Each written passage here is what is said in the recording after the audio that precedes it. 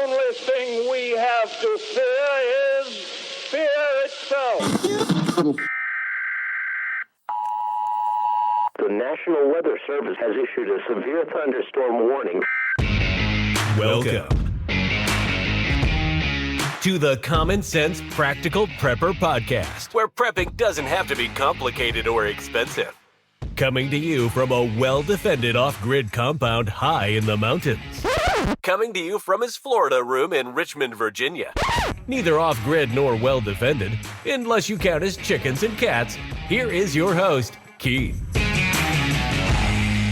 Hey folks, this is Keith and welcome back to the Common Sense Practical Prepper Podcast, November 5th, 2025. And I'm going to break one of my cardinal rules and talk about politics tonight because this is too important for me personally not to talk about. So Jay Jones is apparently the new Attorney General-elect for the state of Virginia. Roughly 52 to 47%, about a 63,000 vote win over his opponent. If you have anything to do with politics or keep up on current events, you're familiar with the text messages that Jay Jones sent kind of by accident to a Republican delegate here in Virginia back in 2022. So bear with me. I'm going to read you what he sent to her, who was a Republican in the House of Delegates. So basically what he said was, and he's talking about the Speaker of the House in Virginia at the time, his name is Gilbert, texted her and said, 3 people, 2 bullets. Gilbert, who was the Speaker, Hitler, and Pol Pot.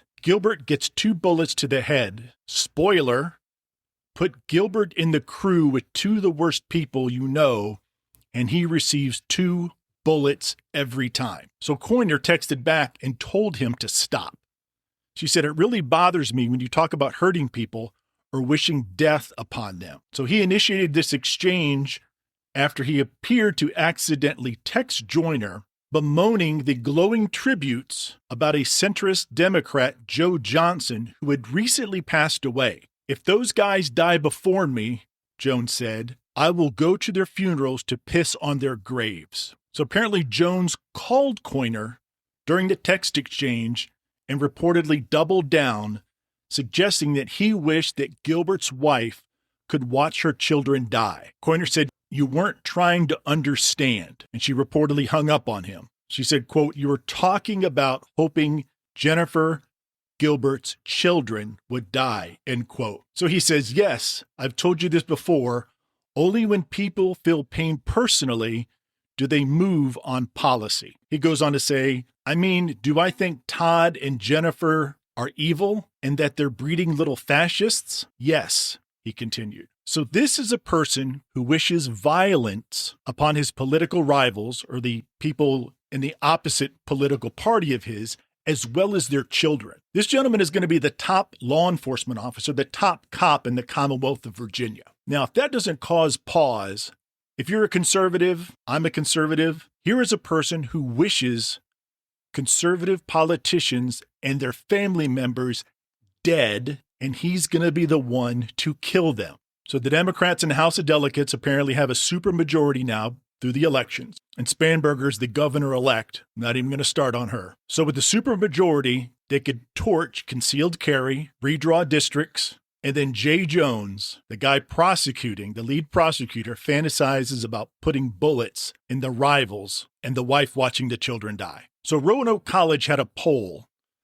46% of those who read those text messages, 46% of those polled said that the text messages did not alter the fact that they were going to vote for him. That's not apathy. That's permission for violence. Remember back in 2021, one of the alphabet agencies, there was a memo calling parents extremists for showing up mad at a school board meeting in Loudoun County, in Prince William County in Northern Virginia. Hundreds of these parents were flagged and doxxed, some dragged out in cuffs because they were upset and they raised their voice about pornography being included in the curriculum for their young children. So now Jane Jones is apparently going to run the show. Some guy who said he'd laugh while she dies. And there's no reason to believe that conservatives in the Commonwealth of Virginia are going to be labeled just like the parents did at the school board meetings. This isn't over the top.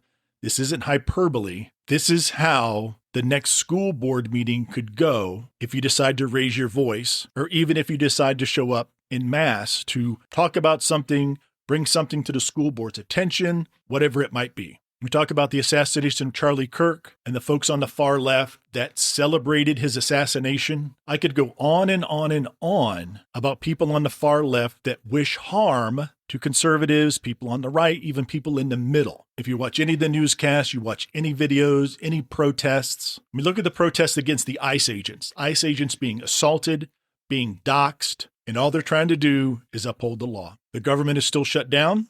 I think today is the 35th day. I think that ties the record for the longest shutdown, or maybe it's one day longer. So maybe this is now the longest government shutdown. Thousands of flights are delayed or canceled every single day here in the United States. Huge lines at the airports to go through TSA. ATC is completely overworked.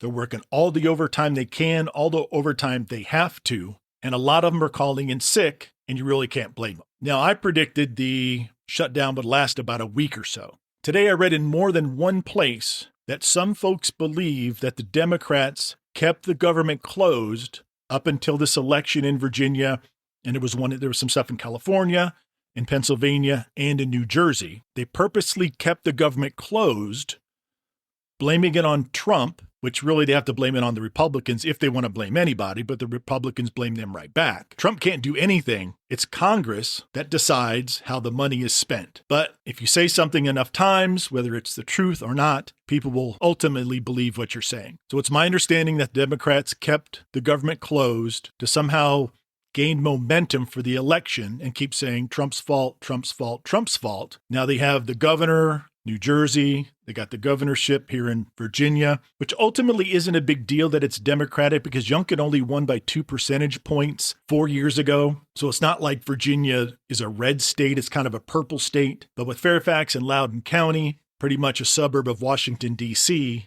I would easily say 85% of the population of those two counties vote Democratic. So what does this mean for folks in Virginia? I really don't know. All I can tell you is how it affects me and what I've seen done in the past. Conservatives being vilified, being targeted, and now with the supermajority, who knows what laws are going to be passed. So, as far as prepping, if you have not, I want everybody to go out and purchase 5 1-gallon jugs of water, run you about $3.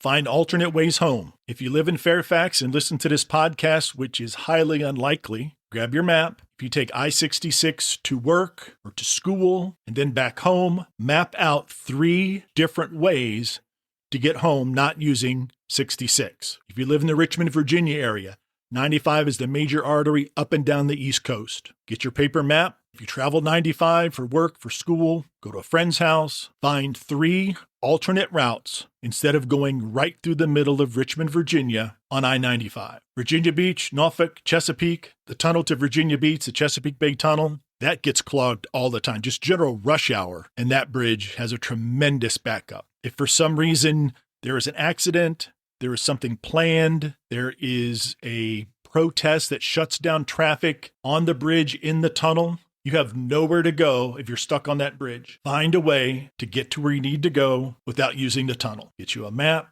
get you a Sharpie, get you a highlighter, and map out alternate routes. VDOT, and search around, and eventually you'll find a link to get maps sent to you for free. All right, folks, that's my little rant. I know I broke one of my cardinal rules. There's no use crying about spilled milk. I'm not going to sit and mope. But I'm also not going to ignore the political climate as I see it. With preps, whatever it happens to be, you need to go with the flow, change with the times, whatever little analogy you're saying you want to use, and then plan appropriately. If you see the situation as no big deal, then that's fantastic. I see it a different way, but that's just my opinion. All right, folks, as always, and especially after the shenanigans and chicanery from last night's election, be safe out there. Take care of one another, and until next time. Thanks for listening to the Common Sense Practical Prepper Podcast. Be sure to subscribe so you don't miss an episode. While you're at it, help spread the word by leaving a rating and review.